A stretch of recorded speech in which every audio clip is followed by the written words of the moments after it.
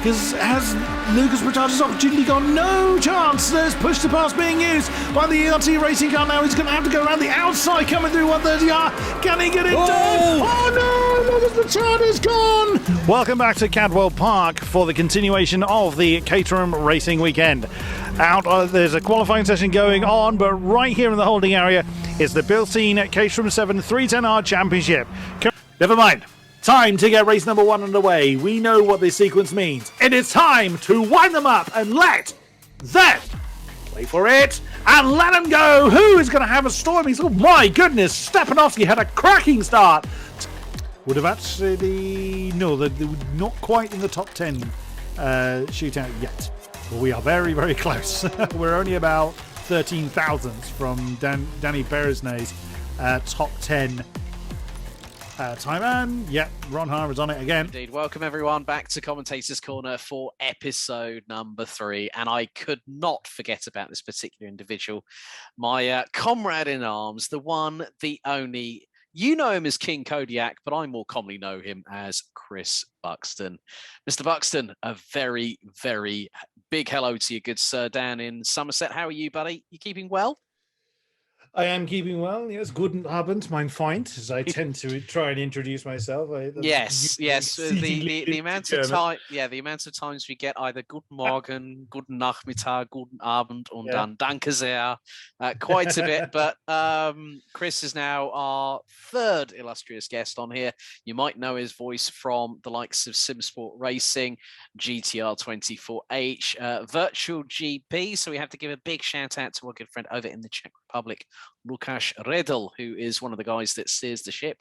And obviously you have to say a big hello to one of your good buddies over the other side of the pond, Mr. Justin Sutton, if memory serves me correctly, because he's your, he works alongside you with that as well.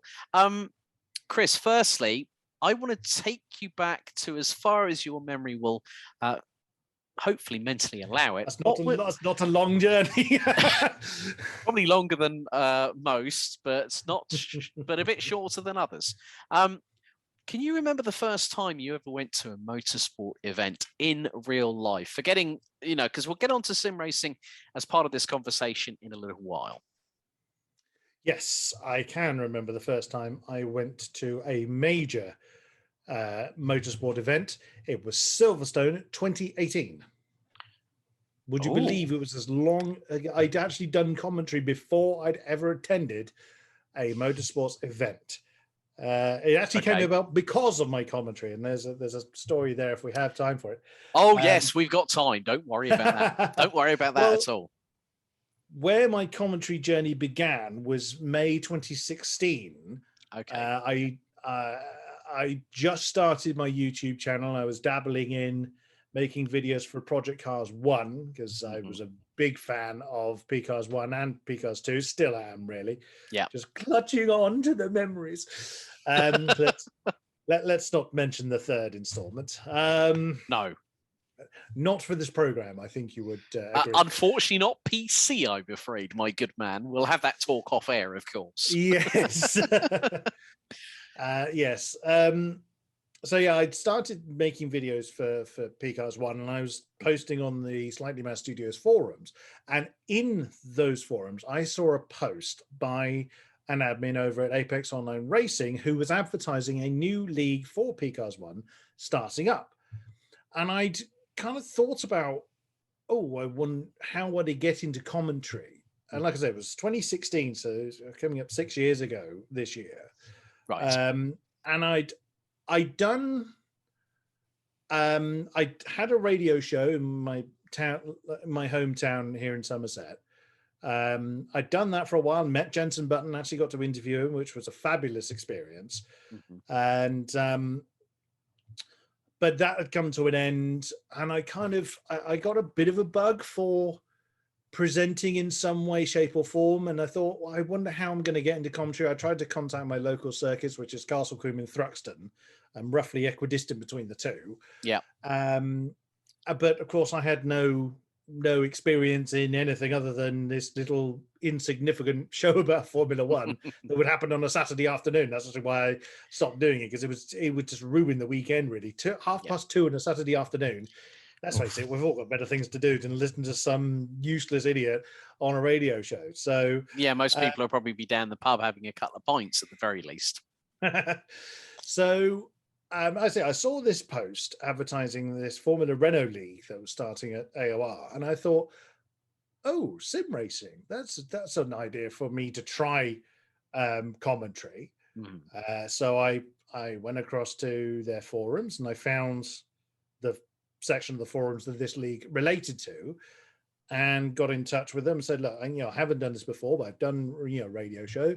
I've got a customer service background, which I've spent most of my working life in. Yeah. So that's where my kind of training in vocal presentation comes from. And very much the rest is history. I still remember my very first commentary.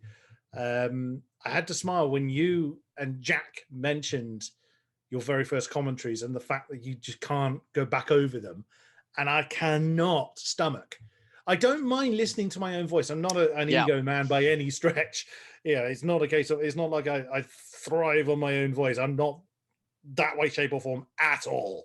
But I just cringe when I listen to my very first commentary. Yeah. Just because, and you'll appreciate this, Alex, that yes, you come so far in the journey that you kind of forget where you started. And of course, going back over oh God, how did I get anywhere? How did anybody hire me after that? I remember that. I remember it was Silverstone for these Formula Renaults. I was exhausted at the end of it. I was utterly knackered because, again, as you'll appreciate, the amount of focus and just intensity that doing live commentary actually demands, it does take it out of you. And I obviously doing the radio show, that's all pre-planned, that's all scripted. So there's no, you of course reading from a script, and I can talk to the cows come home. I could then, and obviously can continue to do so now. Like myself, of course. But doing live stuff like that, I had no idea what I was letting myself in for. And I was exhausted after the first one, but I was hooked, absolutely hooked. And I thought, right, this is where I want to go. And it's led me on quite an amazing journey, and hopefully will continue to do so. Well, of course, apart from like being on GTR 24H, you've worked with the SimGrid run by Dave Perel, Virtual GP, where you've had the opportunity to commentate on a couple of well-known names from Eastern Europe that are really in the forefront in sim racing. One, of course, is Jaroslav Honzik, the man, aka known as Jardier, the most smiley, happiest sim racer, I think, going off across the planet.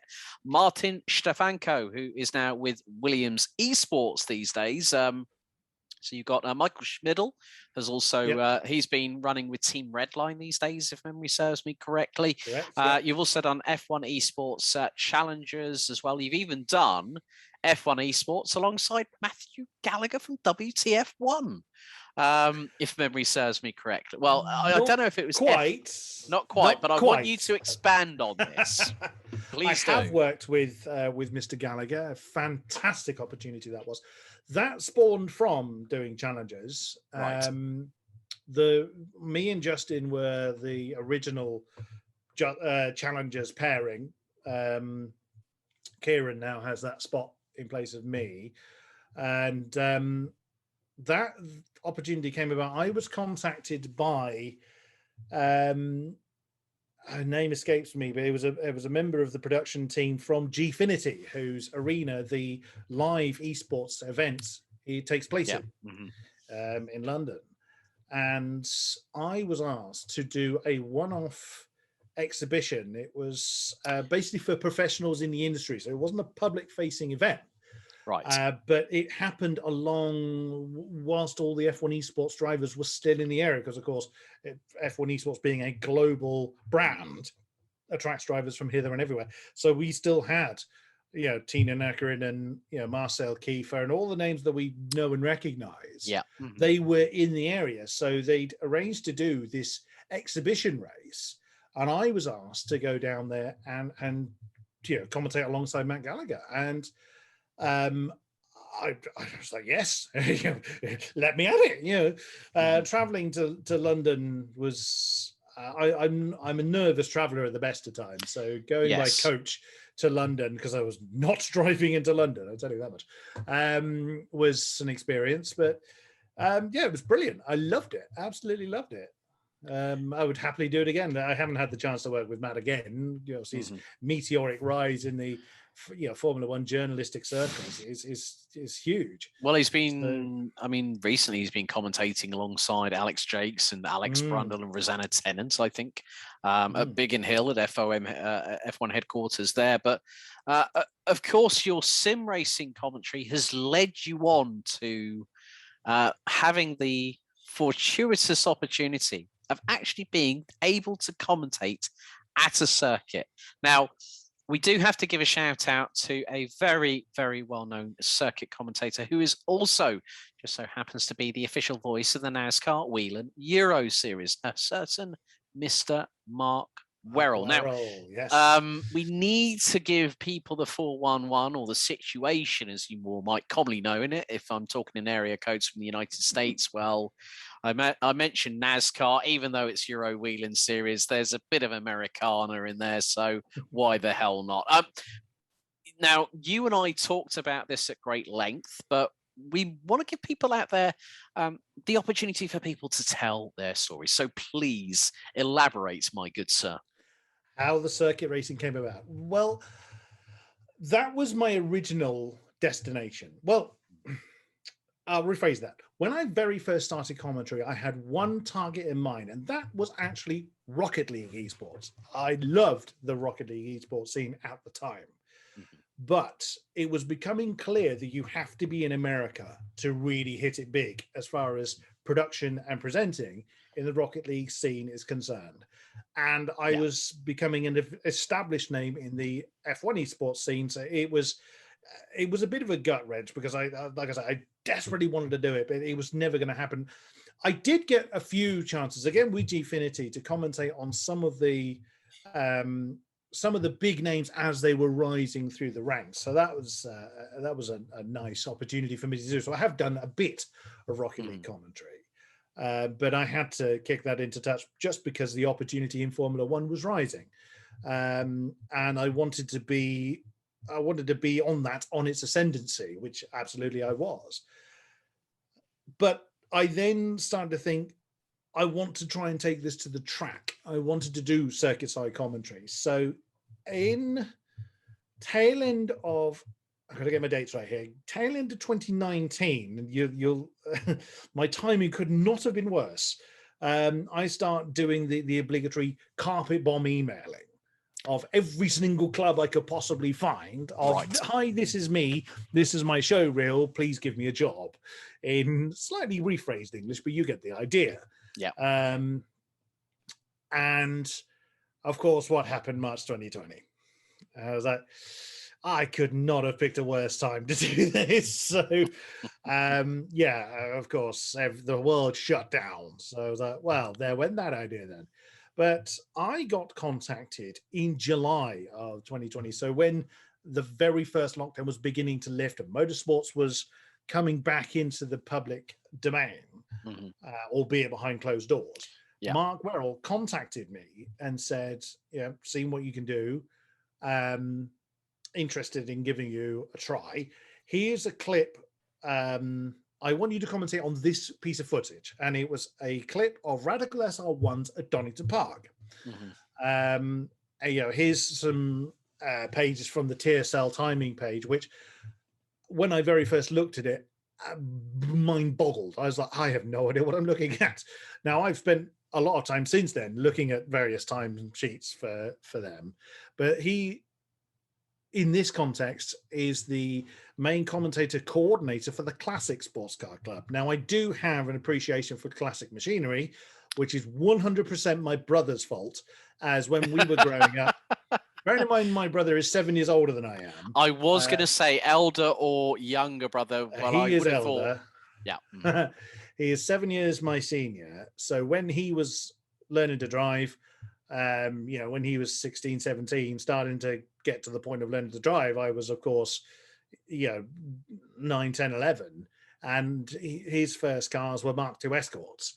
So from a relatively early age, I wouldn't be interested to know how to fix them. That was his job. That was very much his domain. Still is. He's done up some wonderful classic cars in the last decade or so.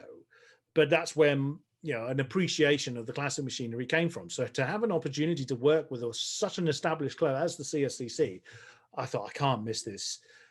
So the very same day, and I got this. I happened to have the house to myself. My wife and my children were out somewhere. I was like, now, strike while the iron's hot. And Mark even said to me, take your time, don't rush it. I was like, I want to do it. I want to do it. So I looked over the notes. I asked him a couple of questions to do with, what does this mean and things like that. And I then did the piece. And I still remember it's only a 4-minute segment. It was the end of the rolling lap, first 2 laps, and then it ends. And you see one person spin off. And I was, I knew I had to do it as live, so I didn't watch the footage first, but I did make some notes on who was in what car. As you'll appreciate, normal preparation you would go through for circuit side commentary. So I then did it, and I remember I was in absolute full flight. The leaders had just come through the old hairpin for the second time, and the video just ended whilst I was mid sentence. So it was here they are starting another lap. Oh, that's literally how the sentence ended. And he even said in my recording, "It caught me out." Kodiak cut off in his tracks in full flow. I mean, to be honest with you, just hearing that story and saying, you were like a kid you were like a Brahma bull in a china shop, a kid in a candy store, all the Freudian slips that we could throw at that. But, as you said, when you have to do that kind of audition and you want to do it live, you were very eager to prove your worth. And that just goes to show that from a commentator perspective, sometimes it is about being in the right place at the right time with the right people. And now I'm going to give a little bit of a history lesson for those people out there about how I got into European commentary. Well, firstly, I have to give a shout out to Chris McCarthy for this one, because he was the one that phoned me 2 weeks before the event. I remember driving to Karting Genk in Belgium, April 20th, 2018. That's why I still remember the weekend, because it was the breakthrough weekend I had in Europe. And I remember when you said about your first commentary, I remember my first European commentary, like every single detail. I remember doing every warm-up session, practice session, qualifying heats, all 3 of them for all the classes. I had a 20-minute break, absolutely stone dead exhausted at the end of the day, and I got asked if I wanted to do the rest of the season whilst trying to have a swig of my beer, and I nearly spat it over the bloke who's asking me the question, Mike Wagner. But thanks to Mike, I'm now on the verge. I mean, I've now at the point of recording this. We do have to wish someone a very happy 42nd birthday in just a second. Anyway, someone who you've already mentioned. But I had 9% on my phone at the time, which at the particular moment was an iPhone 5S. And I looked at my calendar and I said, yeah, I can do it. Not a problem at all. So I have to thank Chris McCarthy and Mike Wagner for helping me get into it. And as you said, I was completely spent. I had the drink at the track. We then drove 10 minutes to Zoetendaal to Hotel Monica, which is where I've been. Whenever we go to Genk is where we normally stay, and that's going to be carrying on in 2022. But I remember going to bed at 9:30. It was probably more like 11:30, but I felt like it was 9:30 in the evening after the day I'd had. And as you said, the emotion, the serotonin, the endorphins that you're getting, that good release chemical that hits your brain, really, really does work. And so we'll now get back to your story, because I wanted to give people a little bit of an idea from my perspective, so I can relate exactly to where Chris and where George and Jack have come from. When you had that that Kodiak full flow cutoff moment, what was your first thought? Be honest here, without swearing, of course. Well, it's a bit more of the story there. So when that video stopped, I was honestly in absolute full flow, adrenaline running. Yeah. And I even said, "Oh, that caught me out," and I just kept the recording going. And the next part, or the other part of what Mark had asked me to do, is filling in. So imagine you've got a red flag scenario and you've got to fill the void, which is ironically not what tends to happen. You tend to throw to a holding screen. But in the situation that you've got to bring up something to fill in for a stoppage of some description. Yeah. And I went with... if you're interested in joining this club, the details of the Radical SR1s can be found here. So I was advertising the club. I'm very much, I've always been of the opinion during my entire sim racing career and trackside, well, what I hope to be as a career, but one of my kind of commentary ethos is I'm commentating, I'm representing the organization. I'm not representing me. I'm not commentating on the Kodiak Cup, for instance. I'm representing SSR, I'm representing VGP. So whatever I can do to advertise or to promote them or the races, either racers or the races, whatever, that's what I'm there to do. I'm there to inform but entertain. The entertainment bit, well, of course, that's subjective, but there are lots of people that seem to like what I do. So I'm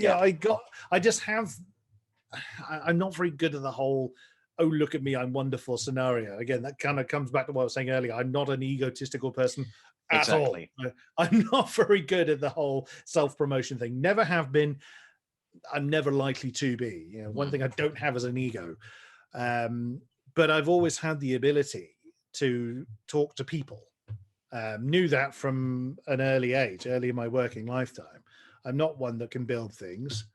I'm not one that services machines or cars or what have you. I deal with people. So that ability translates obviously directly into commentary, because you need that vocal presentation skill to keep an audience interested in what you're talking about. One of the most difficult commentaries, and it very much proves the point that I'm saying, is one that me and Justin did of Formula One Challenges 2 years ago, I think it was. 3/4 of an hour of no racing at all. It was for Xbox, can't remember which round it was, but every time they tried to launch the lobby failed. It wasn't Codemaster's fault. That was just something had gone horribly wrong somewhere in the hierarchy. And of course, me and Justin are the ones that are on the front line, so to speak. And we both acknowledged after the broadcast had stopped that we had absolutely run out of stock. And you'll understand what I mean by stock. Just things you have in your mind to refer to. And you gain that with the experience. You have an understanding of the people, the cars, the track, whatever. You have an element, you have an amount of things you can talk about when either the action's just a little bit more settled or in the event of a stoppage. And we'd absolutely run out. We both acknowledged that we were about to talk about each other's breakfasts if we'd had to carry on. So whether Justin had a granola or you had a full English, that kind of thing. We would have ended up talking about food, because ironically, whenever me and Justin get together to do something for VGP, we always end up, well, I usually start the conversation off about some kind of food difference between the States and the UK. It ends up being... I know, because I've seen a lot of those videos on YouTube where they go like Subway UK and then Subway USA, and then it's sort of like Kentucky Fried Chicken or Burger King or Mackie D's or whatever. So, which is quite random. But the thing is that away from motorsport, I try and look at interesting topics, and it doesn't matter what the topic has to be about. Okay, if it's food, it helps, a little bit of a creature comfort, especially when you're having to try and get on a health kick again after the Christmas and New Year period, which is not, and it's not the New Year, new me. It's actually something I started doing last year because I went back to the gym for the first time in 3 years, and I've actually felt a benefit from it. So we're now going to come to the conclusion of the story reference, because with regards to red flags, everyone has their own different opinion. Mm-hmm.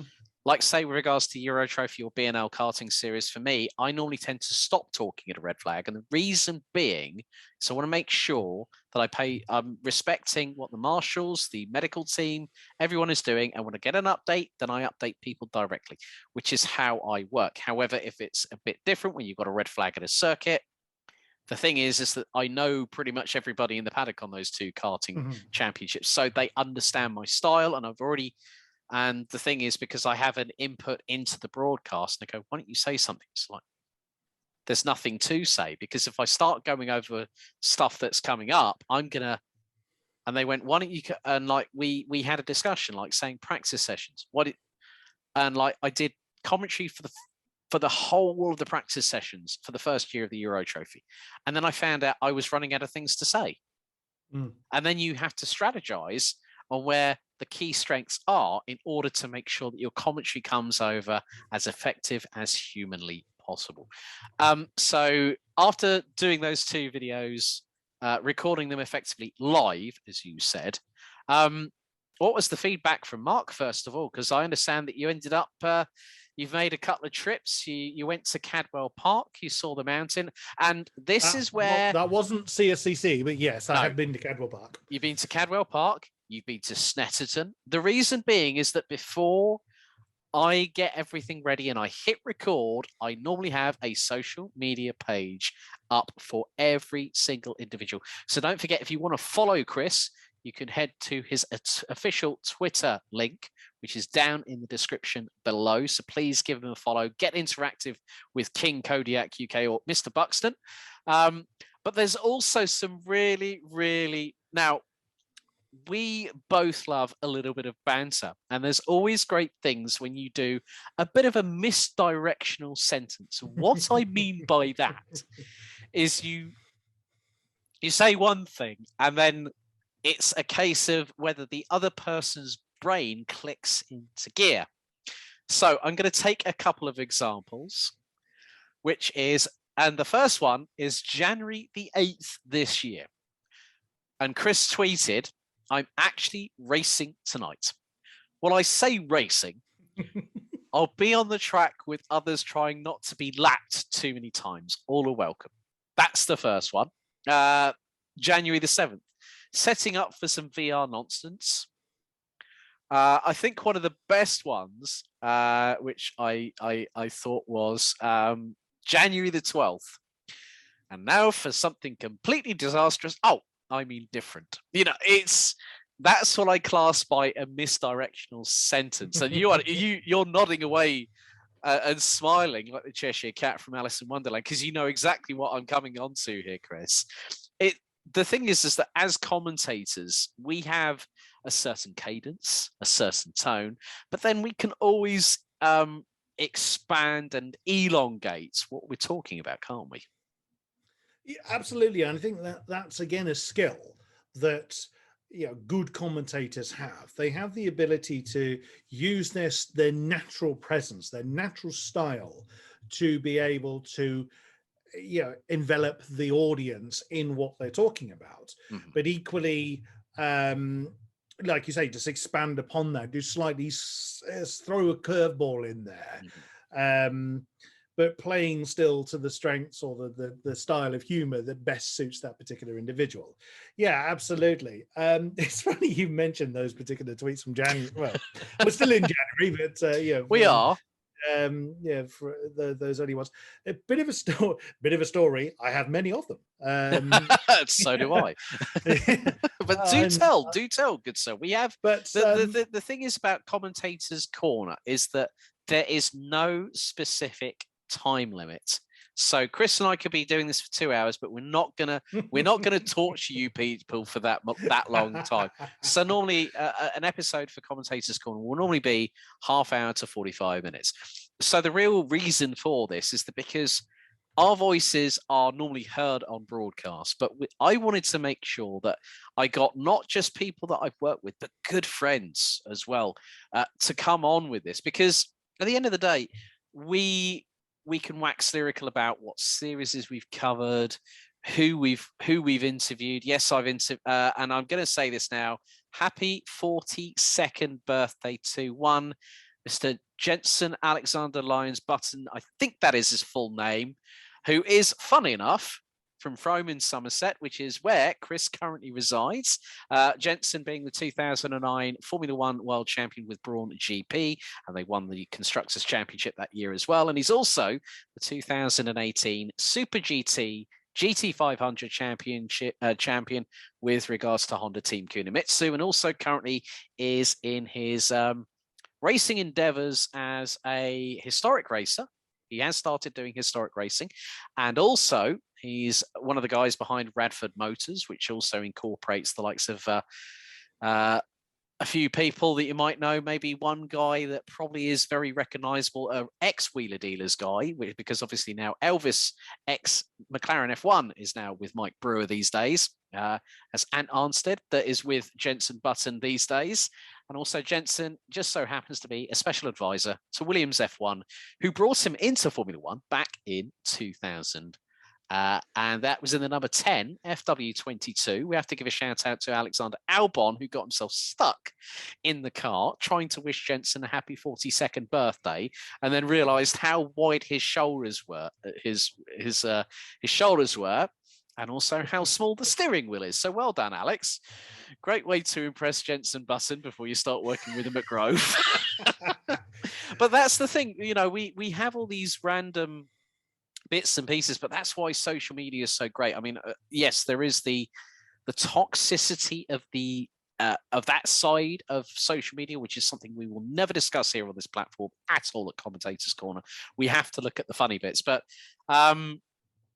yeah, I think realistically, Chris, after you sent those videos off to Mark, what was his first set of reaction? What was his response to you? Because I know I've interviewed Mark, and I've also had the chance to talk to him on many an occasion as well. Mm-hmm. I still remember it well. His first response was initially, very good. Let's set up a meeting.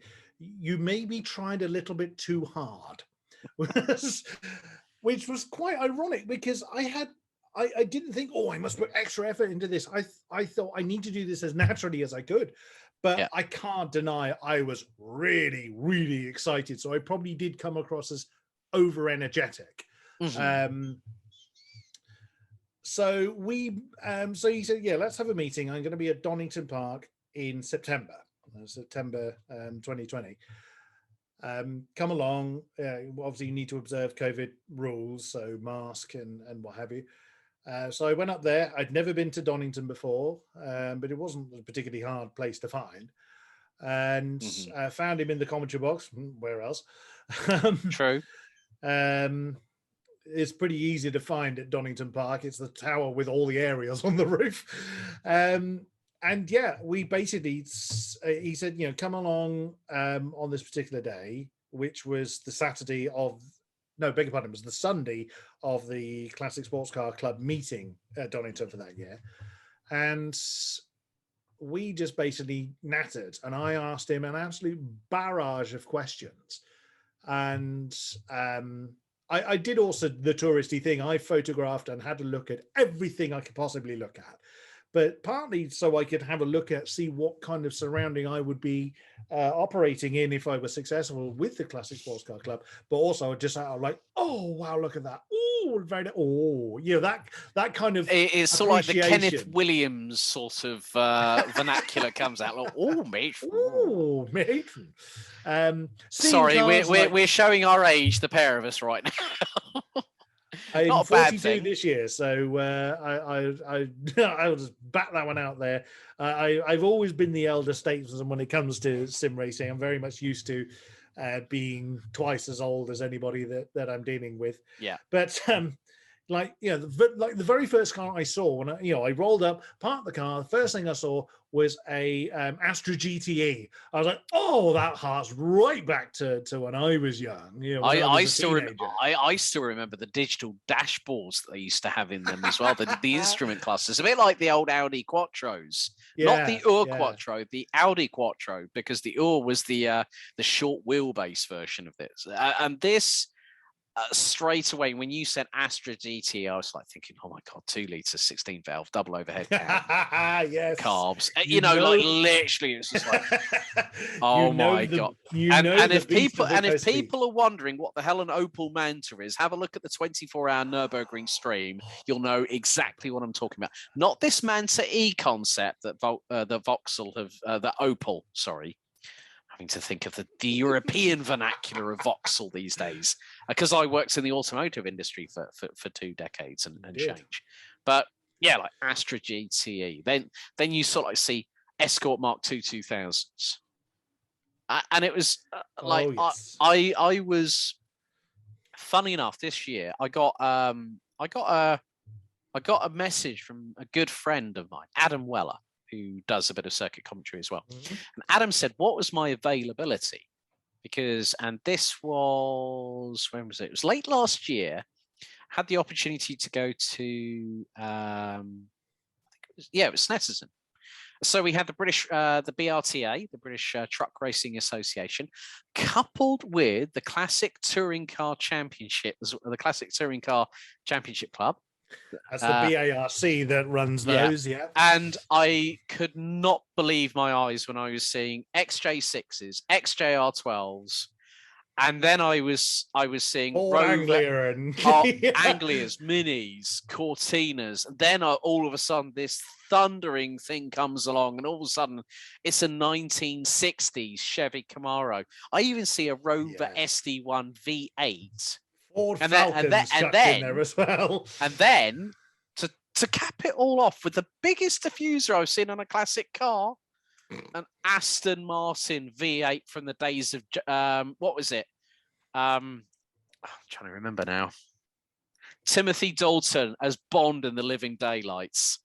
That kind of Aston Martin. I can absolutely match that, because I'll hold that thought, because I'll come back to that in a minute. I met Mark at Donington, and I asked him an absolute barrage of questions. What does this mean? Yeah, in the event of this, what? I can't remember what I asked him now, but there was absolutely tons of questions. And after that meeting, I then the races had to begin, because I was there in the qualifying sessions, and he said, I'd love to talk to you more, but I don't want to commentate with the mask on, so I'm going to have to ask you to leave the box. Absolutely fine. That is his office. I was more than happy to step aside, and I just stood in the stands and just watched these amazing cars doing battle. The Jaguar Enthusiast, the JEC, the Jaguar Enthusiast Club, had a contingent as well. So these beautiful XK8s and XJSs, these gorgeous big cats, and dear God, you want to talk about loud. They were making a fabulous noise. I still remember one of the first races I saw, or the first lead battles I saw from the CSCC, was a TVR Griffith 4.6 litre Ford engine. And the thing is like this long. It's really short, but dear Lord, it made a glorious noise. In that was Nigel and Ollie Rubin, who are very well known in classic racing circles, particularly Nigel Rubin. They were racing Will Plant, who is of BTCC fame. He was in a Morgan. So you had this growling, snarling TVR Griffith being fought with a car from what looked like the 1920s. That had the deepest, almost sounded like a cement mixer. It was a really odd noise coming from this Morgan, but they were absolutely wheel to wheel. Sadly, the Morgan spun, and then the Griffith just disappeared. I've actually commentated on Ollie in sim racing terms as well, as a bit of an aside. Anyway, so I had that meeting with Mark, and he said he was very, very surprised that I'd never been, other than Silverstone, I'd never been to a race meeting. And a lot of the questions I was asking were it was clear I was inexperienced. However, what he was happy about was the fact that almost all of my questions I'd asked were very relevant. It wasn't really just nonsensical rubbish. So my very first chance to commentate for the CSCC was Thruxton, which is my local circuit. Now the lovely track, I must admit, because I've now finally ticked that off the bucket list. Oh, excellent! Yeah, excellent. Now it was actually going to be Snetterton with Mark. However, further COVID restrictions kicked in at the beginning of what is now last year. So all Motorsport Canada's got completely rejuggled, as I'm sure you well remember. Yes, I do. But it actually meant for me, I got 2 bookings that year, not 1, because it was just going to be Snetterton and he was going to basically babysit me in a manner of speaking and make sure I was all right. But he couldn't join me for Thruxton, so I got sent there with Kieran McGinley, no less. Oh yes, who will be featuring on this. Kieran, you've been warned. And one Marcus Pye, who has been in motorsport circles for way longer than I've been alive. That bloke's got knowledge. Forget the London map.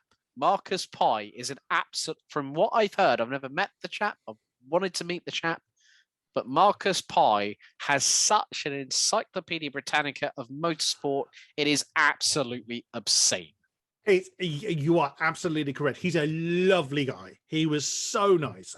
He was very, very accommodating. He understood that me and Kieran were, well, Kieran had done trackside commentaries before. He's done work for Motorsport Vision for MSV. Whereas this was my very first time. And it was going to be Marcus in the main commentary box for both days. I was going to be in the pit lane for the Saturday, and Kieran in the second commentary box, or the chicken shack, as it's called many names, but not all of them. Not all of them are broadcast friendly. The dog's kennel, possibly. The fly trap. Sorry, I had to put that one out there. But basically, yes, it is a wooden shed on metal stills. That's all it really is. And Kieran was going to be in the second commentary box on the Saturday, and me and Kieran were going to swap on the Sunday, which is exactly what we did. So we both had an opportunity to commentate and to pit lane. And again, that was my first chance of doing pit lane. I really didn't know what to expect. So I had all my notes on my phone, and I was doing what I thought was right. And I learned how to do that more effectively by doing it, well, not wrong, just not in the best way, but however you learn to do any process is by doing it, or certainly for me at least. And I loved it. I was just absolutely enamored. I loved every second of it.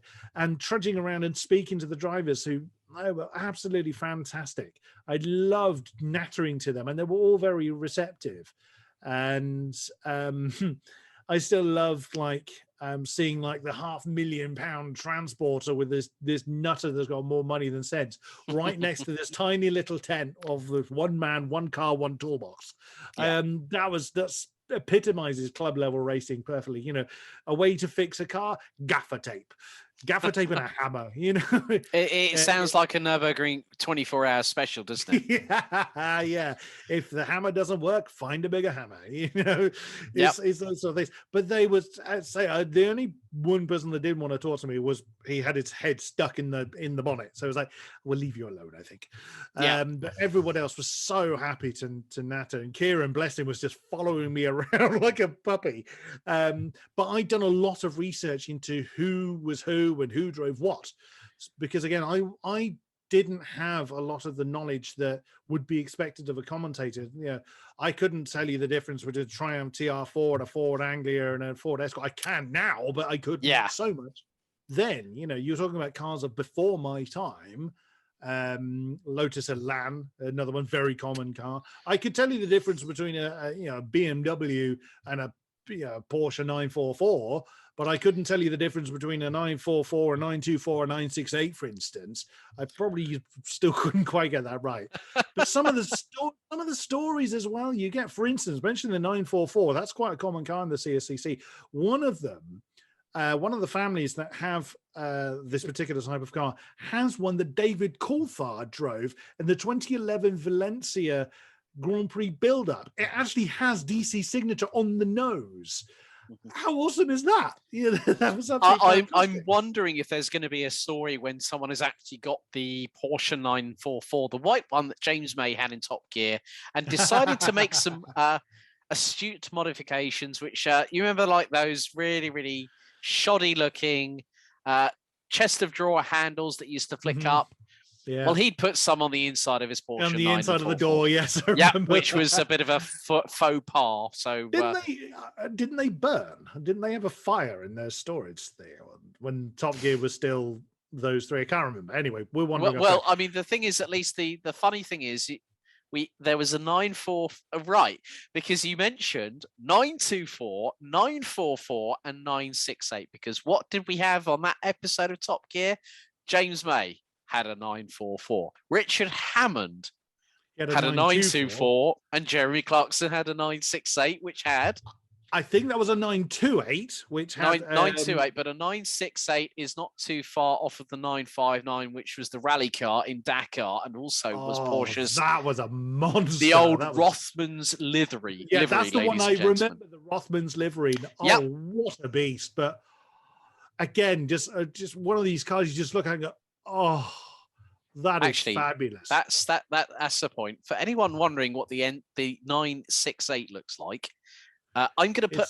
There's going to be an image between the pair of us right about now, and it's the 968. So the 968 actually was the successor to the 944. Now the 928 was a different car altogether. However, the 968 was produced at Stuttgart in between 1991 and 1995. The car that actually was the successor to the 968 was the 986, the internal designation for the car commonly known as the Porsche Boxster. Yep, and that's another common car. Now it's known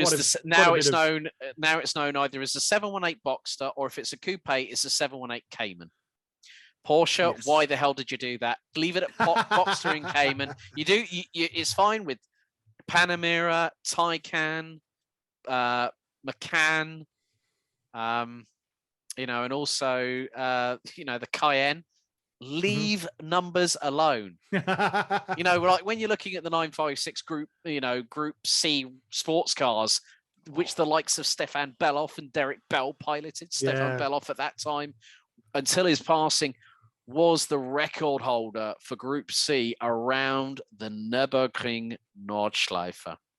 That man that was a car. That was a car you heard way before you saw. Yes, indeed. Dear Lord, and what a symphony that car would give off. Oh, yes. You see, we're having man cleanups in aisles 3, 4, 5, and 6 all at the same time because we're talking unapologetically. Yes, exactly. This is the show where we become ourselves, not the people that you normally hear. And this is why Commentator's Corner is very much a refreshing. Not an aperitif. It's sort of like the dessert after you've had the aperitif and the main course, so to speak. So you understand exactly how our minds work, what we're like as people. Now, Chris, how easily we derail ourselves, especially in this conversation, because we have exceeded 30 minutes, I would imagine, probably by the time that we finished recording. But it's all about entertaining every single one of you out there. And a big thank you for everyone that is a big thank you firstly, Kieran McGinley at the point of recording this episode has subscribed to my YouTube channel. So has David Wrestle. You're on my hit list as well, buddy, because he's also a fellow commentator. There are people in the works, and hopefully over the course of 2022, we'll have either Zoom calls like we're doing now, or we'll actually have one-to-one, face-to-face interviews depending on COVID-19 restrictions. However, I think it's going to be a Zoom call format. It works pretty well. We're all comfortable. There's no hiding anything. We're just casually attired. I'm not asking anyone to come in a dicky bow and a dicky bow and a tuxedo. No, I'm never going to ask people to do that because that's not the point. That's not the point. Chris, I have to ask one big question. And this is a question I unfortunately forgot to ask Jack Canaan. commentators, who are your top? I know it's going to be difficult, but who would you say are the top 3 most inspirational commentators to you personally? Oh, I know it's like saying choosing children, but that's why I didn't want to say one particular individual. You can go more than top 3 if you want. If you want to extend it to top 5, be my guest. Oh, Crofty was definitely one of them. I identified with Crofty because as I was getting more traction in commentary terms, pun fully intended, I found my style leaning towards the play-by-play broadcaster type rather than the color analytical type. Yeah, which is of course what Crofty's more known for. So it's not. Early on, I did, and not so much copied him, but modeled how I did my commentary similar to how he does his. Yeah. But I found that obviously when my own style started to form, it ended up being comparable to that anyway. So Crofty was definitely an inspiration to me. But also looking at presentation styles. Another story that I won't go into huge depth with because we've been going a while. No. If you need to, look, this is your opportunity to give your reasoning. So the floor is yours, Mr. Buxton. A gentleman called Golden Boy, or Alex Mendez is his real name. He's an American presenter that's worked with the likes of Dwayne Johnson over in the States. He was involved in Rocket League presenting when I was kind of looking at how to get into things, and how he kind of took the floor. His presence was something I found very inspirational as well. Kind of what you were saying earlier, Alex, about mixing your own style with humor, but still kind of maintaining that professionalism. I'm here to do a job, but let's have a bit of fun with it anyway. That kind of modus operandi. I took influence from here, and I have actually met Alex Mendez. I've done some production work for McLaren, actually at McLaren HQ, and that's a fabulous site. It really is. You know what? Out of all the things that I'm really jealous of this man, that he's got to the MTC before I did. Well, I haven't got to the actual MTC. It was their conference center, but either way, it's close enough. And as a McLaren fan, it was just like, I'm a McLaren. And they're really strict on taking photographs as well. So, but I was there twice, and I didn't get the chance to speak to Alex on the first occasion, but I definitely had that, that moment when somebody you really look up to, or a very famous person, or generally both, when they get close to you, and that just kind of moment of, oh my God, it's them. And there's that kind of almost fear that grips you. The air just disappears out of your lungs, and your brain just disappears out of your head. That kind of frozen moment. He walked past me in the corridor. I was like, no, it's him. That kind of moment. And I didn't get a chance to speak to her, and I was kicking myself on the first occasion. And then we did the second, about 2 months later, we did the second outing. And I was right up to the end of so we'd done the broadcast. Everyone was congratulating each other. And I was just kicking myself. Again, Kieran was there. That's actually where I first met Kieran, was at that at that event. I just realized. Yeah, that's where I very first met Kieran McGinley.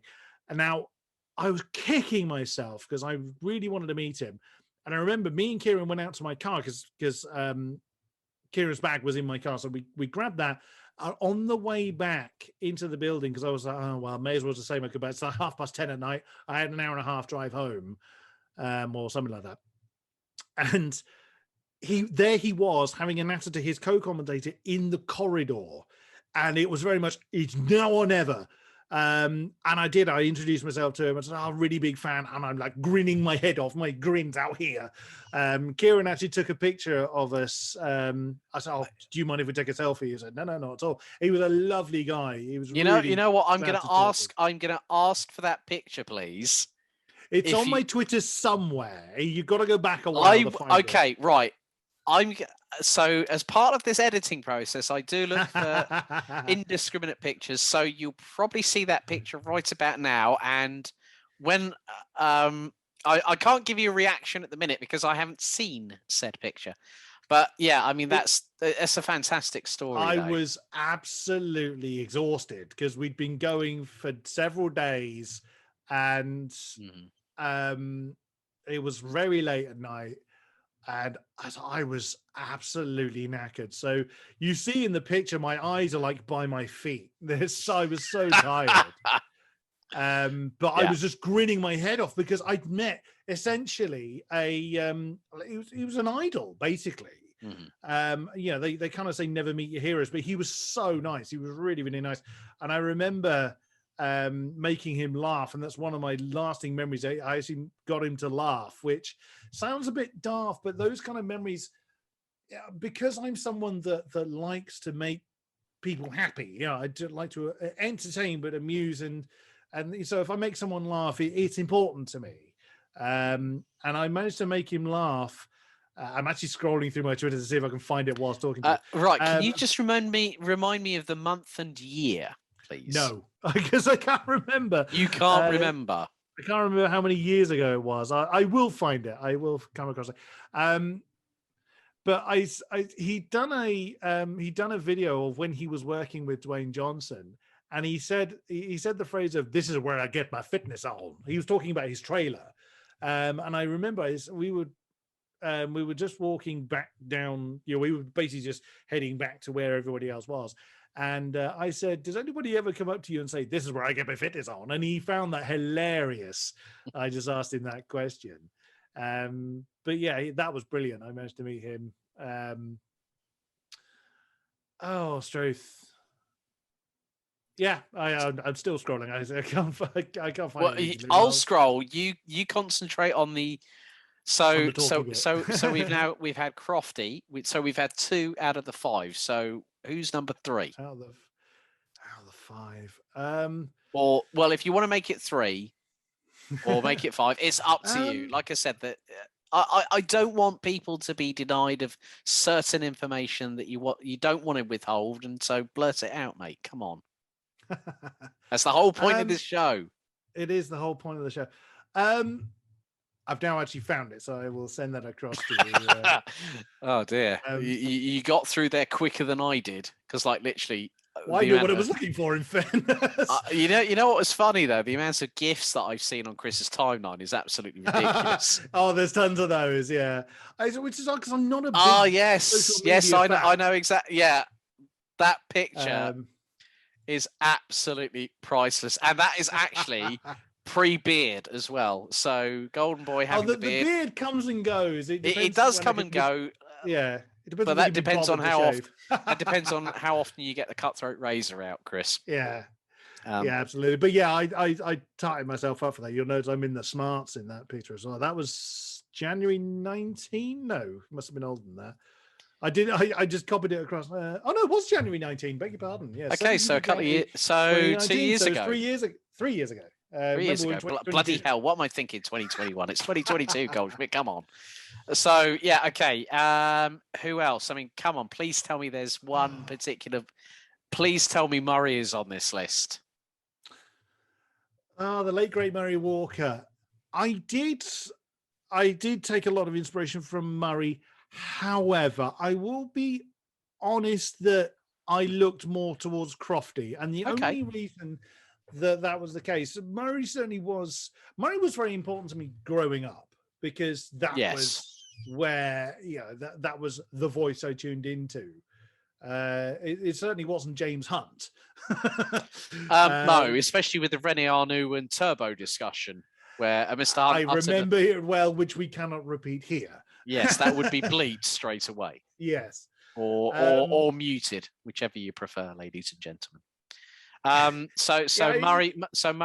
Murray very much. I think that Murray, in some respects, he was the voice that we both heard when we were growing up with Formula One. When you had the likes of Patrese, Piquet, Keke Rosberg, Niki Lauda, Alain Prost, Ayrton Senna. The list goes on and on and on. Ralph and Michael Schumacher, Jacques Villeneuve, Juan Pablo Montoya, Mika Hakkinen.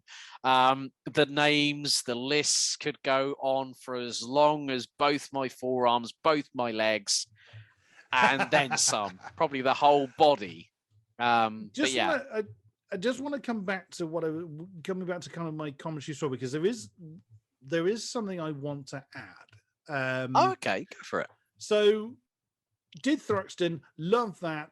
Did Snetterton, that's actually on the Classic Sports Car Club website. This isn't the point I wanted to make, but I'm going to make it anyway. I made a wonderful faux pas. I worked with Chaz Draycott. He's fantastic. The Cheshire Wonder. Yes, indeed. I have as well. Actually, and I have my brother in the box with me. He was actually handing me notes. Like he handed me one note of a Mini that's red and yellow in color.